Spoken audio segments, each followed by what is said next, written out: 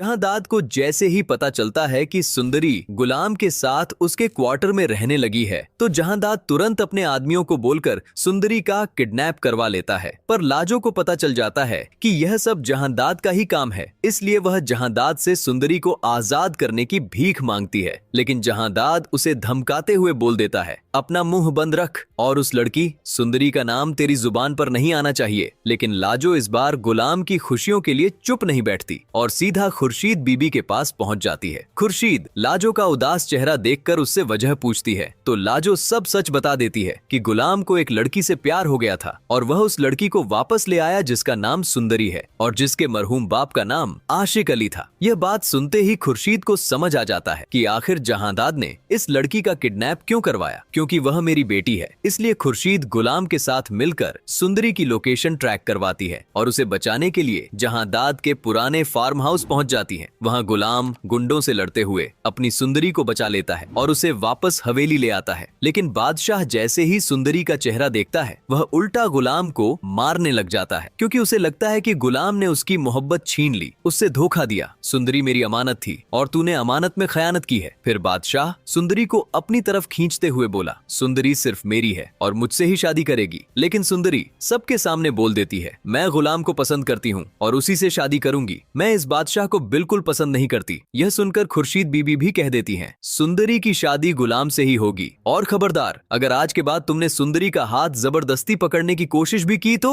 लेकिन बॉस, बादशाह तो अब पूरी तरह पागल हो चुका है सुंदरी के प्यार में, वह किसी भी कीमत पर उसे हासिल करके ही मानेगा। इधर जहांदाद को जैसे ही पता चलता है कि उसका अपना बेटा ही सुंदरी के प्यार में पागल हो गया है तो वह गेम पलट देता है। वह गुलाम से कहता है, तुरंत सुंदरी को लेकर सुंदर घर से निकल जा, वरना बादशाह उसे तुझसे छीन लेगा और हो सकता है तुझे जान से मार दे। इसलिए गुलाम खुर्शीद बीबी की रजामंदी से सुंदरी को लेकर सुंदरगढ़ छोड़ने का फैसला कर लेता है। लेकिन रास्ते में बादशाह उन दोनों का पीछा करने लगता है, क्योंकि जहांदाद ने डबल गेम खेलते हुए बादशाह को भड़का दिया था। तेरा दोस्त अब तेरा दुश्मन बन चुका है और सुंदरी को लेकर भाग गया है। अगर तुझे सुंदरी चाहिए तो तुझे गुलाम को मारना होगा। असल में जहांदाद गुलाम को इसीलिए मरवाना चाहता था क्योंकि उसी की वजह से आज खुर्शीद को उसकी बेटी सुंदरी वापस मिली थी और गुलाम ने जहांदाद का हुक्म भी नहीं माना था, चुपके से सुंदरी को वापस ले आया था। अब उसे अपनी इस हिम्मत की सजा तो मिलनी ही थी। यहाँ बादशाह रास्ते में गुलाम की गाड़ी का एक्सीडेंट करवा देता है। एक्सीडेंट के बाद गुलाम बुरी तरह जख्मी होते हुए बेहोश हो जाता है और बादशाह तुरंत सुंदरी को अपने साथ वापस सुंदर घर ले आता है। लेकिन बादशाह को यह नहीं पता कि गुलाम अभी जिंदा है और वह अपनी सुंदरी को लेने के लिए वापस जरूर आएगा। पर दोस्तों, अब सबसे बड़ा सवाल ये है, क्या बादशाह इतनी आसानी से सुंदरी को छोड़ देगा या फिर सुंदरी के लिए गुलाम और बादशाह की दोस्ती अब गहरी दुश्मनी में बदल जाएगी? दोस्तों, आपको क्या लगता है? कमेंट करके जरूर बताना।